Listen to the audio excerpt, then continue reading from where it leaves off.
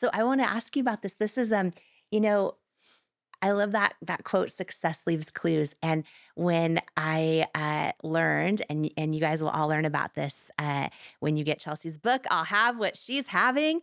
I'm always fascinated by these things that you can like tap into and be like, huh, and think back to your own childhood. But when you were a kid, I want to ask you about the first time you were on a flight with your family, the first time you were on a flight and you guys walked past the first class, went into coach, and you asked your mom, like, why aren't we sitting there? And she kind of explained, like, oh, we have a family. We couldn't ever sit there. And I want to read something.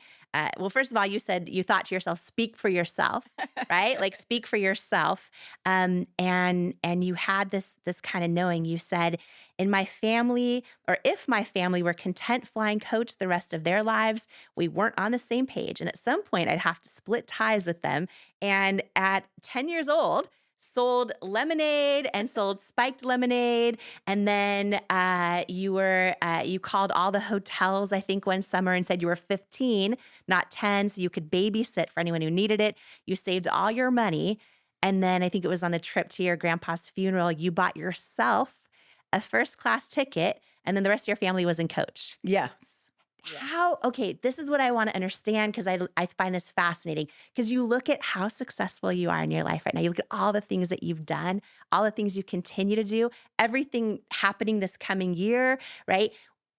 At that age, at 10 years old, because Oprah has this in common where she was a little girl and her grandma was like, you're going to have to learn how to hang clothes and the clothespins, work for a nice white family. And she says at this little young age, she had that knowing, like, no, grandma, I'm not. So you're 10, you're walking on a plane and you're like, oh no, mom, I'm going to fly first class. And you figure it out.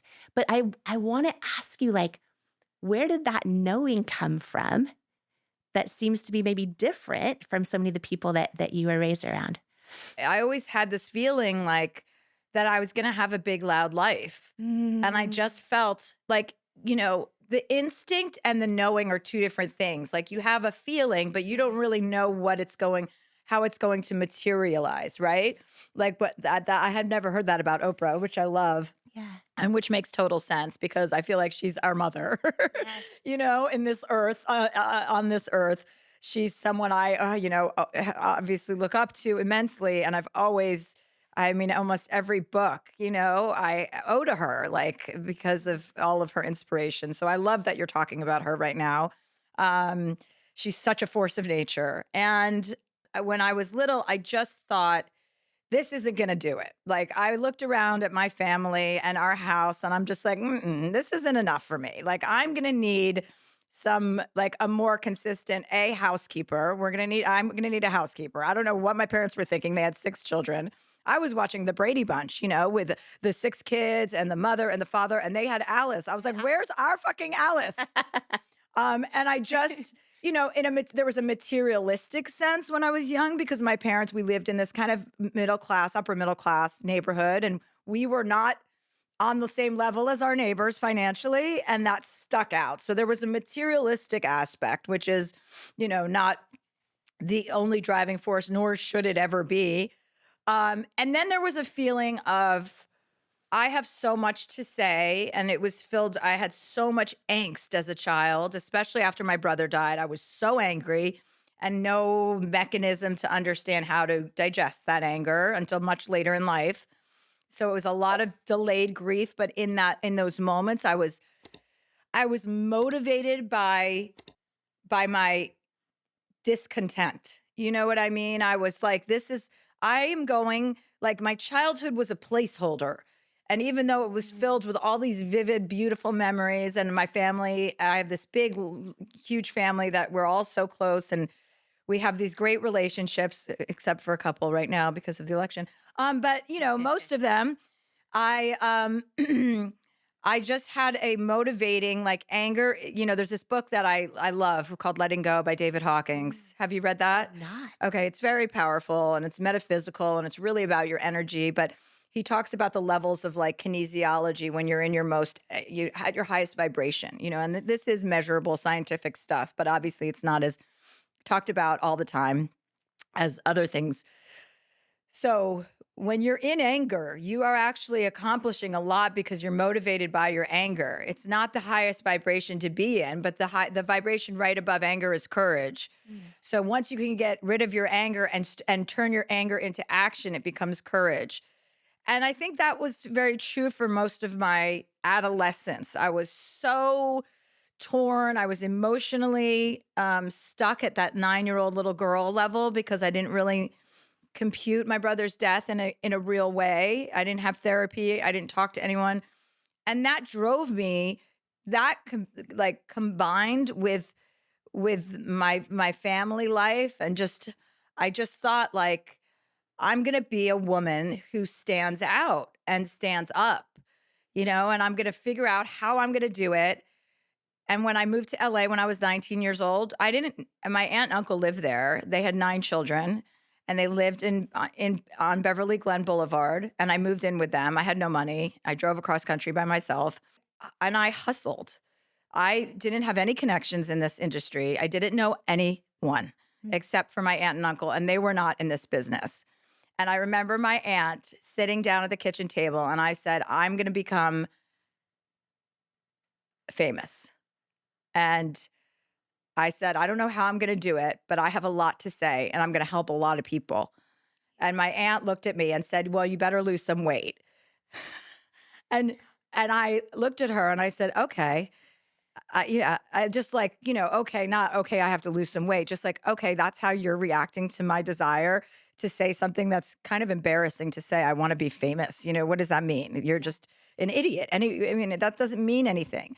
But I didn't understand then what my purpose was. Something was driving me towards the public eye that could have been thought of as shallow. And sometimes when I think back, I go, God, all you want to do is be. Now I know why I wanted to do that. You know what I mean? Now I know why. Now I know why when I go on stage and I get to perform in front of 3 to 5,000 people, and people have paid their money to see me, and I get to watch strangers sit next to each other in an audience and laugh together next to a stranger, that I get to provide that I get to go out on that stage and provide joy and sunshine and healing and let people forget about this craziness, that we live in every day. Like that is a gift. That is my purpose. Being able to write my stories and share my love and my success with all of these people I've never met get to share in my success. That is really what it was about, but I was too young to understand that. Now I understand that that was the purpose all along. Mm. That was what that drive and that motivation was. I was going towards something, but I had kind of, I didn't really understand the magnitude of why I wanted it to be successful and why I wanted to be in the public. Mm. What I love too that I just want to call out, especially for everyone listening, is like, so you had this knowing, I guess, that this isn't going to cut it for my life. I want to have a big life. I wanted this, that. You are now at your aunt and uncles, and you're telling your aunt, you're declaring it out loud, like, I'm going to be famous. I'm going to impact a lot of people. And then you did something about it, like you went for it. And I think that's so important. Even back to when you were 10, you didn't just think, oh, one day I'm going to have a first class ticket. You declared it, like you said to your mom, and then you did something about it. Like you took action, and through a lemonade stand that was, lemonade and hard lemonade. I think your sister, right? Your sister had like 50%. It was like a 50-50 split, and you thought that was too much. You fired her. You hired Nelson. He got 10%, right? So then you got 90%. All the things you hustled from that age, and you made it happen. And I want to call that out because I think like part of your impact, I think part of what's so beautiful is that, sometimes we can go through experiences and people can take shortcuts in their own life because of them. And I'll never forget, Chelsea, you just reminded me of something. I was like 8 years old, sitting in my living room, watching this interview where Barbara Walters interviewed Oprah, and Oprah said on this program, and she was early in her career, but she said, I always knew I was destined for greatness. And I remember sitting in my living room as a little kid feeling like me too, like me too. Like I have this feeling. And then she got so much, oh my gosh, she got just horrible horribly attacked in the press for saying that. I think people weren't used to a woman No, of course speaking not. so confidently at the time. But I remember having that whisper, and I remember, when I launched beauty company in my living room, same thing. I didn't know anyone in the industry. I didn't know how I was going to do it, but I just kind of was like, you know what? I feel like I'm supposed to do it, and then it was like taking action. And so I just want to call that out because if you think about the circumstances you were in at 10 that you describe, and then you're with your aunt and uncle and all their kids and all the things that you're doing, um, your circumstances don't have to define whether or not you can go for the thing. And I think a lot of people right now have a whisper like, oh, maybe I'm supposed to impact people too, or maybe I'm supposed to, but they're not declaring it. They're not saying, and then they're not doing anything about it. And so I just want to call that out, that I think that that's like a recipe you just shared that's really powerful because it happened when you were younger. It happened before you were famous. Look at you now. Look at all the things that you're doing. And And a great, sorry, I don't mean yeah, to interrupt yeah, you. go, I no, no, mean, go, I go, guess I go. do because I just, but anyway, I wanted to cap off the story before I forget with regard to my aunt. So my aunt, for many years after that, when I started to become successful, we would always tell that story. Like all of the kids, my cousins are very close to me. My cousin is on the road with me every weekend. Mm. Um, I grew up with those kids, right? And they're still obviously they're very close to me today. So whenever we would tell that story, I remember my aunt's name is Gabby. We'd be like, remember Gabby when you told Chelsea she was fat and she wasn't going to be successful? And she would be like, I never said that. I never said that. I never said that. So about 10 years ago, she was in a tough spot and I was able to buy her a house. Mm. And we surprised her. I went with my two cousins, and she had just come out of a divorce, and we bought a house for her in the valley. We brought her to the house to look at it, and as we were looking through, at it, we were like, "This is your house," and it had a pool, and she loves her grandchildren, so it was like so meaningful, right?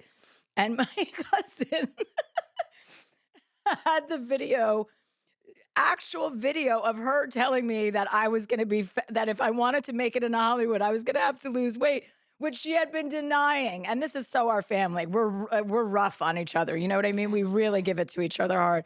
And so we go back into the house, and my cousin puts the tape in the VCR at the time when they still had VCRs and said, by the way, Mom, this is what you said never happened. So on the day that I was able to gift her this house, Yes. we had that footage and they played it for my aunt. And it was just so funny, because it was such an emotional day. And we obviously, our family's not that great at emotion. We try to make each other laugh more than we try to make each other cry. So it was a really funny, full circle, gorgeous, gorgeous moment in my life. That must have felt incredible, gifting her a house. Yeah, of course. Today, in this episode of the Jamie Kern Lima Show podcast, if you're ready to feel the freedom of being the real you, finally, if you're ready to build better friendships or strengthen the ones you have and truly learn how to be a girl's girl, if you'd like to release negativity and experience more joy in your life today, then this episode with the incredible Chelsea Handler, who shares things she's never shared before, is for you.